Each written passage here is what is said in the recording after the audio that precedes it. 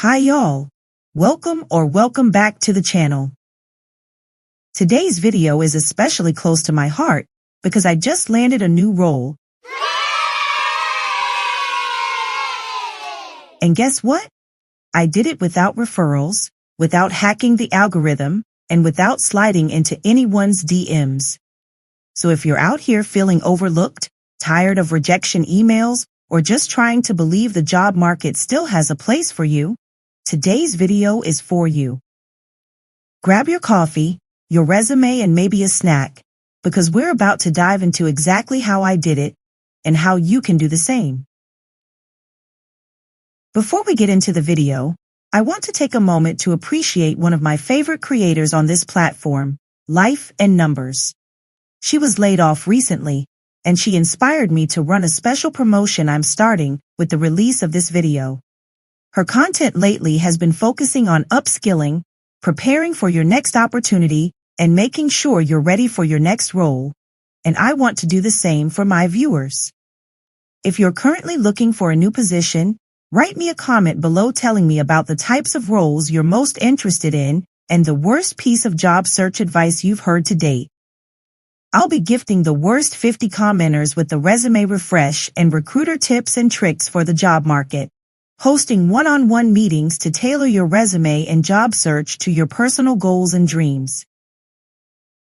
Within 2 weeks of this video going live, make sure you leave a comment down below sharing what types of roles you're seeking and your least favorite piece of job search advice to qualify to be randomly selected.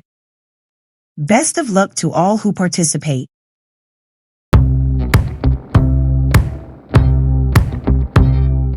Let's start with the obvious. The market is weird. Yes, companies are hiring, but also laying off. Yes, job posts go up, but you don't hear anything back. Yes, you are qualified, but still ghosted. It's frustrating, I know. But here's the truth, coming from a recruiter. The market isn't dead, it's just noisy. And when things get noisy, you need clarity and strategy. Not gimmicks. You don't need to be on TikTok at 2 a.m. learning secret hacks or trying to go viral on LinkedIn to increase your visibility.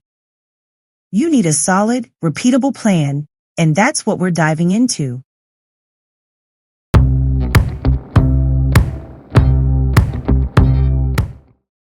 Okay, now let's talk resumes. Resumes are my bread and butter, and after going through hundreds of resumes weekly on the job, I can safely say this step is where most folks are going wrong. The first thing you need to do is get crystal clear on what you want. This includes job titles, industries, remote versus hybrid work, deal breakers, and must-haves. Clarity is important because clarity cuts through confusion. Clarity allows you to stop chasing every role and helps you begin applying with intention. Along the same lines, I didn't mass apply, and I mean it. Every resume I sent was targeted, with customized bullet points, matching job keywords so there was no having to jump between aligning my resume to the job description and measurable results delivered by yours truly. Having that clarity we just discussed allowed me the ability to target and tailor.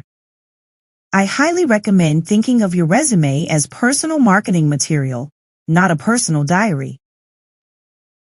Your resume needs to be clear, clean, and results-driven. Cut the fluff. Ditch the buzzwords. And if this message is for you, you'll know I'm talking to you. But please stop using 3 different fonts. Focus on results. Increased employee engagement by 24% through targeted wellness initiatives says a whole lot more than responsible for employee engagement programs. Also, tailor that resume. Each and every time. It takes 5 to 10 minutes, but it makes all the difference.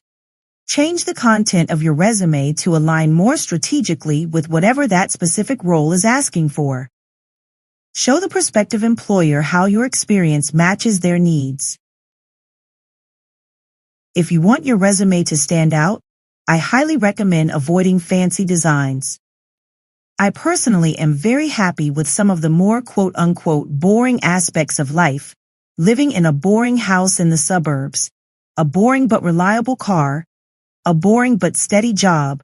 Boring and reliable resumes are no different. No fancy designs, no text boxes, no crazy colors, and no special fonts. Just clean formatting that's readable and blends in. If I'm looking at your resume and it stands out to me, odds are it's standing out for the wrong reasons. There's a lot of noise about tailoring your resume to be ATS friendly.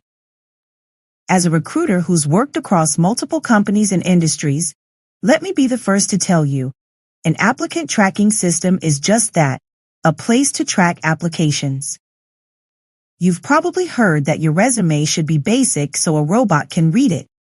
And while I do agree with keeping it simple, I probably don't agree for the reasons you're thinking. I believe keeping your resume robot readable helps job seekers avoid getting too fancy or overly designed. Yes, stick to black and white. If you're feeling bold, maybe throw in some navy blue. Yes, keep the layout clean and easy to follow. I don't want to be jumping around, giving myself a headache trying to decode your work history. But here's the thing. Just because we say your resume should be simple enough that a robot could read it, that doesn't mean robots are actually reading it. Keep that in mind. The goal isn't to impress software, it's to make your experience instantly digestible for the real person who's skimming dozens of resumes an hour. So yes, keep it plain, keep it logical, maybe even a little boring, but do it with intention. If you choose to write cover letters, I wouldn't recommend writing them for every job. I didn't write them for each of my applications, but only when I felt I had something valuable to say. No to whom it may concern energy. I made them personal, specific, and focused on how I could add value to the team, not just why I really wanted the role. If you're wondering if I think you should include a cover letter in your application, leave a comment down below explaining your experience and roles you're applying to, and I'll let you know if I'd read your cover letter as I'm going through applications. Most often, though, I am not reading too many cover letters, unless you're trying to pivot into an industry or position you don't have too much direct experience in. In my experience, cover letters are most effective, and are more often to get recruiters' eyes on them, when you're making a drastic career change. I also used a simple spreadsheet to track my applications. I logged each company, job title, pay range, the date I applied, where I found the listing, and any notes I had about the role. That tracking system kept me accountable and helped me stay focused, especially when I started getting interviews. In addition to keeping myself organized with my spreadsheet, I went a step extra and saved a copy of job descriptions I was most passionate about for my personal records. The purpose of this was twofold. For one, it was helpful to review the positions I applied for as I started getting interview callbacks and allowed me to tailor my answers directly back to the job description. Secondly, having a collection of these jobs and salaries helped me find similar jobs and positions for similar pay. I was more easily able to confidently share what the market was offering as I began having salary negotiations with potential employers. This practice is forward-thinking as well. I saved descriptions for jobs and titles I really wanted but wasn't quite ready for yet, because this gave me a baseline for skills I can work towards within the next few years as I grow my experience. It also allowed me to share solid goals with my manager, and we are both working to help shape the experience I'm looking for in my current position so my experience can be more strongly aligned with my dream promotion.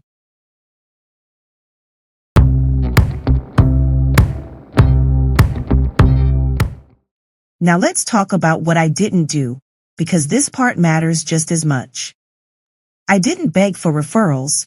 I didn't reach out to people I didn't know, trying to network my way into companies.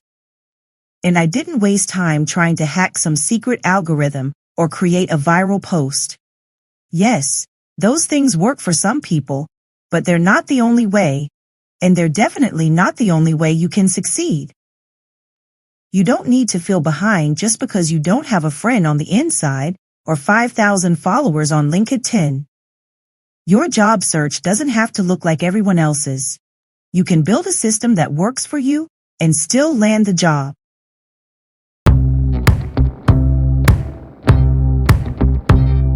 Let's keep it real. Job hunting is exhausting. Emotionally, mentally, even physically. It tests your patience, your confidence, and your sense of self-worth. There were days when I wanted to quit. But here's what helped me keep going. First, I set weekly goals, not just applied to a bunch of jobs, but goals that felt concrete and motivating. Maybe it was updating 3 resume bullet points with stronger metrics. Maybe it was applying to 5 well-aligned roles. Or maybe it was simply giving myself 1 full rest day with 0 guilt. That structure gave me a sense of control. SMART goals are my favorite here. Goals that are specific, measurable, achievable, relevant, and time-bound. These are awesome because, again, they help me stay clear in what I wanted and help create a guide map to get there. I also made it a point to celebrate small wins. Got a rejection, but also some helpful feedback? Win? Got an interview request? Win? Didn't cry that week over job posts that wanted 12 years of experience for an entry-level role? Double win, it all counts. And I had to limit the noise. I muted or unfollowed any content that made me feel like I wasn't doing enough. I didn't need to compare myself to someone else's 14 offer week. I needed to stay focused on my journey.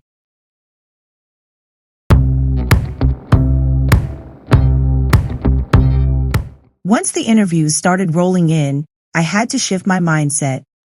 Instead of thinking, I hope they like me, I started thinking, let's see if this is a good fit for me. That mental shift changed everything. The way I answered questions, the confidence in my tone, even the way I showed up on camera. I didn't rehearse perfect answers or try to memorize scripts. Instead, I practiced using frameworks like STAR, situation, task, action, result, or even just challenge, action, outcome. Those structures help me talk through experiences clearly and confidently without rambling. I focused on real stories, real results, and how I could make real impact at the new company.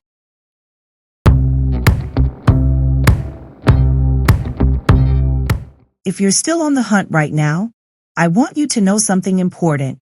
You are not behind. You are not invisible. You are not out of chances. You don't need to know someone on the inside. You don't need to slide into 100 inboxes. You don't need a referral to be considered. You are enough, as you are. What you need is a solid process, consistent effort, and the courage to keep believing in your value even when the inbox is quiet. I know it's hard. I know it feels like the odds are stacked. But trust me, the right role is out there. Your job is to keep showing up, not perfectly, but consistently. If it happened for me, it can absolutely happen for you. Let's bring it all together.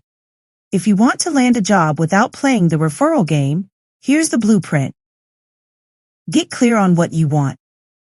Customize every application. Use clean, ATS-friendly formatting.